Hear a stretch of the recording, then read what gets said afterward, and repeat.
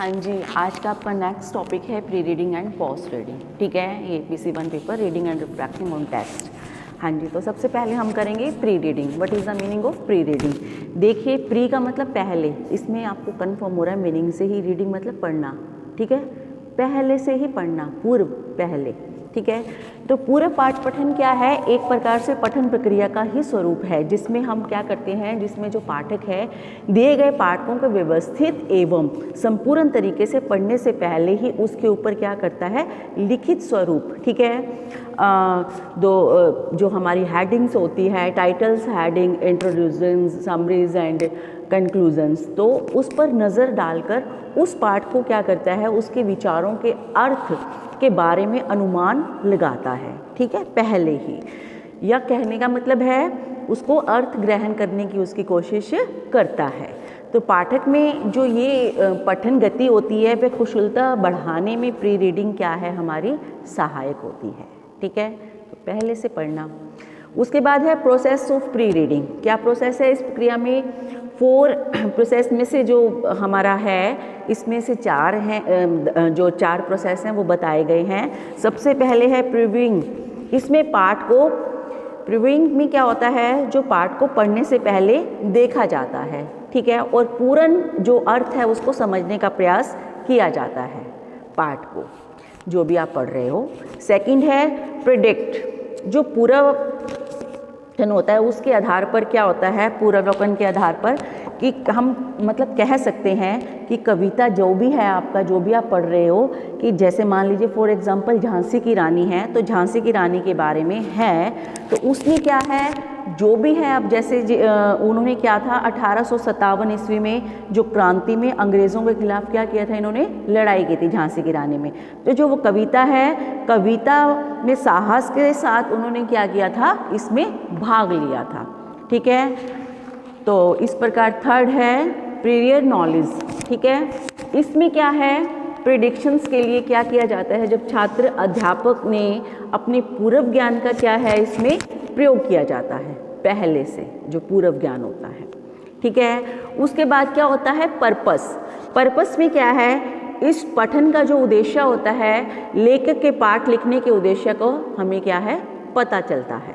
ठीक है, तो इसके बारे में नॉलेज का पता लगता है। तो ये तो थे हमारे 4 पॉइंट्स। उसके बाद है हमारी पोस्ट रीडिंग। पोस्ट मतलब जो बाद में पढ़ने का वो होता है, पढ़ना।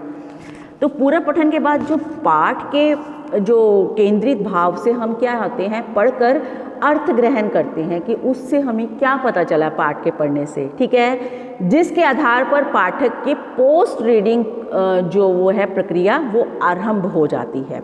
ठीक है, तो इसमें जो हमारी प्री रीडिंग है, उस प्रक्रिया के पाठक विद्यार्थी पाठ का सार जो मतलब लिखने उसको विचार हैं, उसके विचारों में जो समानताएं होती हैं, वह असमानताएं उनके संबंध स्थापित करने, उनके कारणों व प्रभाव संबंध जानने की जो हमारे विचार होते हैं, वो क्या होते हैं, आवश्यक प्रश्न पूछने के लिए जो विश्लेषण किया जाता है, उसमें वो सफल हो पाते हैं। ठीक है बेटा, तो यानी कि मतलब जो पोस्ट रीडिंग है, उस पर विद्यार्थी ज्ञान को वास्तविक रूप से ग्रहण एवं प्रकट करना सीख जाते हैं पोस्ट रीडिंग में। ठीक है, तो इस तरह से प्री रीडिंग और पोस्ट रीडिंग में आपको डिफरेंस पता चल गया। ये अच्छा टॉपिक है। ठीक है, इसके बारे में नॉलेज हमें होनी चाहिए। तो ये आपको क्लियर हो गया। आप इसके बारे में और भी आपको जो सही लगता है लिख सकते हैं। उसके बाद है आपकी activity of pre reading the text. देखिए, इसमें क्या होता है, इसमें जो विद्यार्थी होता है, जैसे अब हमने पाठ पढ़ा था, विद्यार्थी को एक कविता झांसी की रानी जो कविता दी गई थी, जिसका केवल पूर्वावलोकन करके उसके बारे में क्या था, पूर्व कथन कहने के गए। ठीक है, एवं उद्देश्यों का वर्णन किया जाता है इसमें। तो कहने का मतलब कि जो झांसी की रानी है वो क्या थी, पूर्व जैसे संकेत सिंहासन हिल उठे, झांसी की रानी थी। तो इस तरह से ये एक्टिविटी को के अकॉर्डिंग किया जाता है। ठीक है, तो इस प्रकार बहुत सारी ऐसी जो भी कविताएं हैं आप ले सकते हैं। तो ये एक्टिविटी ऑफ प्री रीडिंग है। नेक्स्ट जो हमारा टॉपिक होगा वो हम कल करेंगे।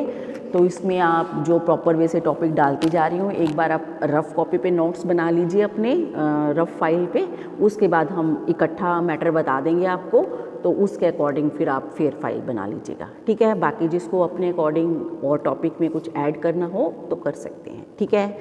तो आज के लिए ही बेटा इतना ही, थैंक यू।